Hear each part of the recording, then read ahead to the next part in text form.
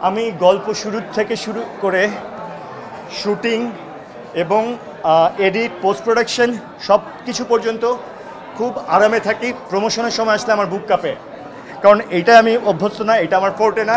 এই কারণে আপনারা আসছেন, থ্যাংক ইউ সো মাচ। আপনারা ছবিটা প্রচার করবেন এতটুকু আশা করছি। সেটা আমরা বুধবার সম্ভবত জানাতে পারবো, বাট মোস্টলি আমরা মাল্টিপ্লেক্সেই থাকছি। আপনারা একটু উদ্বুদ্ধ করেন। আর ওয়েদারে নাকি একটু ঠান্ডা হবে শোনা যাচ্ছে।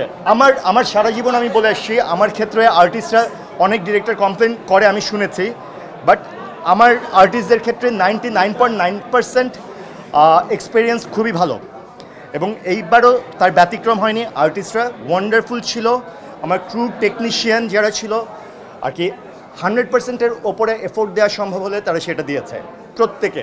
আমি এইভাবে না, আমি মনে হচ্ছে কি যে আমি যেই গল্পটা বলতে চাই এটা এরকম একটি গল্প যেটা বড় পর্দায় বলা যায়, যেটা হয়তো একটু থট প্রভোকিং, একটু গল্প পড়ার এক ধরনের অনুভূতি। আমি এরকম কিছু গল্প বলতে চাই। এইবার আমার মনে হচ্ছে আমি এটা বলি, যেহেতু গল্পটা অনেক বছর আমার মাথায় ছিল, তো এবার আমার এটা বলতে চাইছি। বিশেষ কোনো আলাদাভাবে কোনো কারণ নেই। আমার এটা গুঞ্জন না, আমার প্রায় 34 বছর ধরে ইনসমনিয়া আছে। অলমোস্ট আমার 15 বছর বয়স থেকে আমার ইনসমনিয়া আছে। তো এই কারণে হয়তো ইনসমনিয়ার ব্যাপারে আমার আলাদা আগ্রহও আছে। আমি প্রতিদিন এইবার সবচেয়ে নতুন প্রেমে পড়েছি পাবলোর, আমার সিনেমাটোগ্রাফার। আমি বহুদিন পর কারো কাজের প্রেমে পড়েছি, আমার ভালো লেগেছে সেটা। না, সেটা আমি প্রতিদিন সুবর্ণার পড়ে যাচ্ছি।